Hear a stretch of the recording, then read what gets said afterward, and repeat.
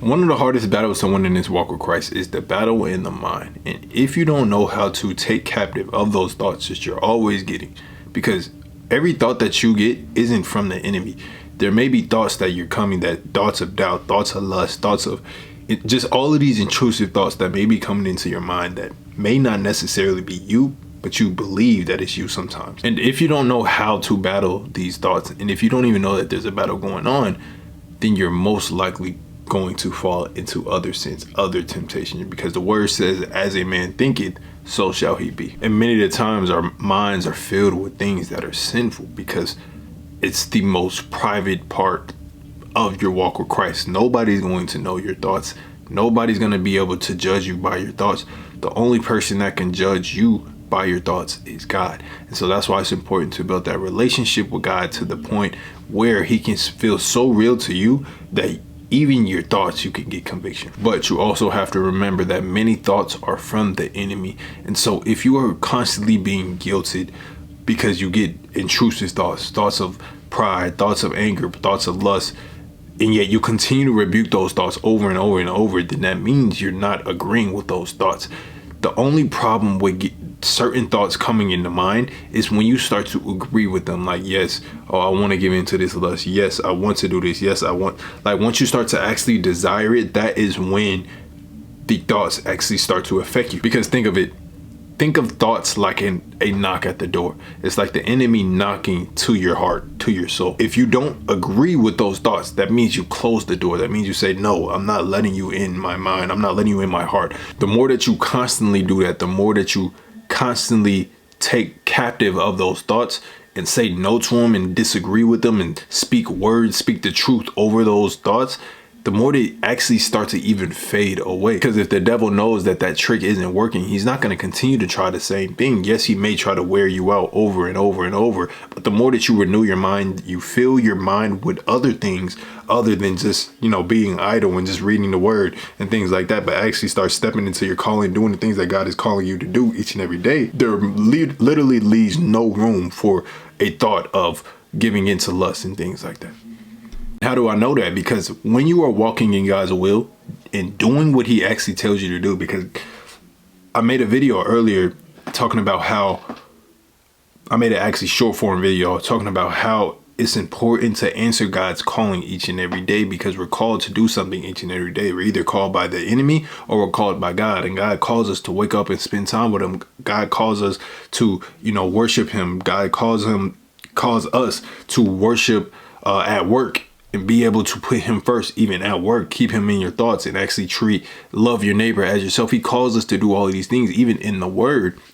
And if we ignore those callings, how we're going to find out what the bigger calling is? And so the more that you answer God's calling, that's actually you submitting to him. And the word says, as long as you submit to God and then resist the devil, that means saying no to those thoughts, saying every single time that thought you say you don't agree with it, every single time you speak the truth, the more you resist that and you don't agree with it and you put it off, he has to flee.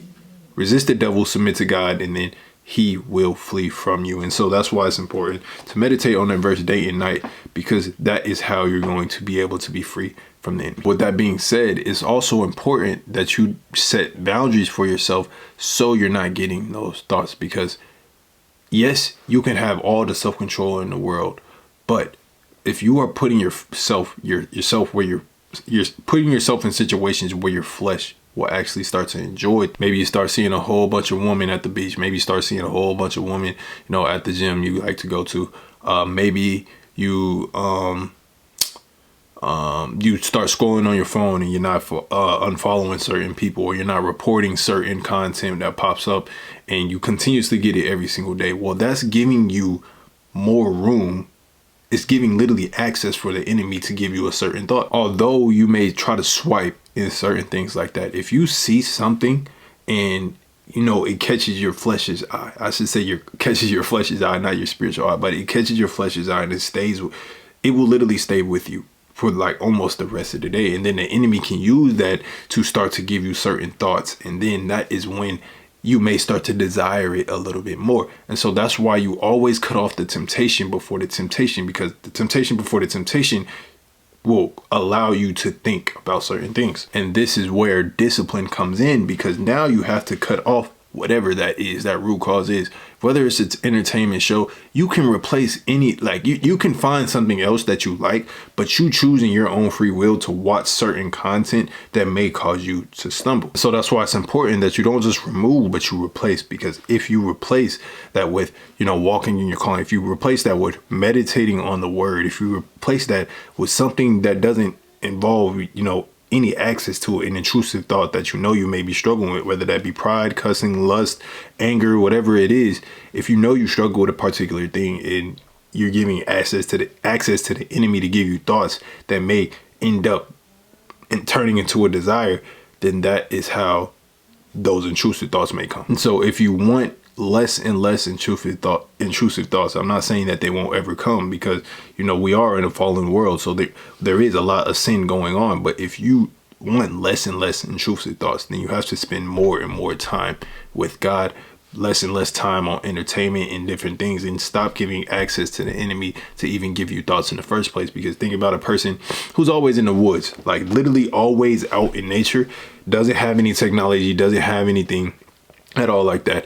He's most likely not struggling with lust because he doesn't see anything. The enemy doesn't have access to give him any type of thought. So if you spend your time reading the word, if you spend your time praising God, if you spend your time always, working out, just working on yourself, becoming the best version of you, and actually applying God's word in your life and focusing on what he's calling you to do, then you literally give no wiggle room to the enemy.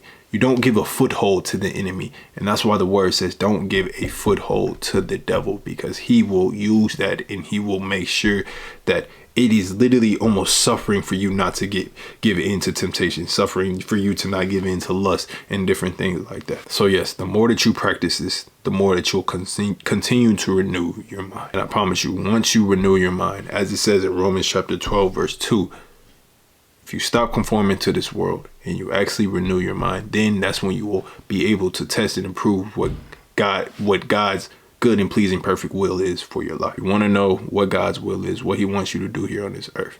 Make sure you are putting him first, because that is how God is going to be able to use you and is going to make sure that you are making an impact in other people's life, the impact that God has called you to make. So appreciate y'all for watching. Appreciate all the support. If you want to support me, the link is down below. And if you're struggling with renewing your mind and getting closer to God, make sure you book a call with me so that I can start to work with you and you can start walking in your God-given purpose. So as usual, y'all stay blessed.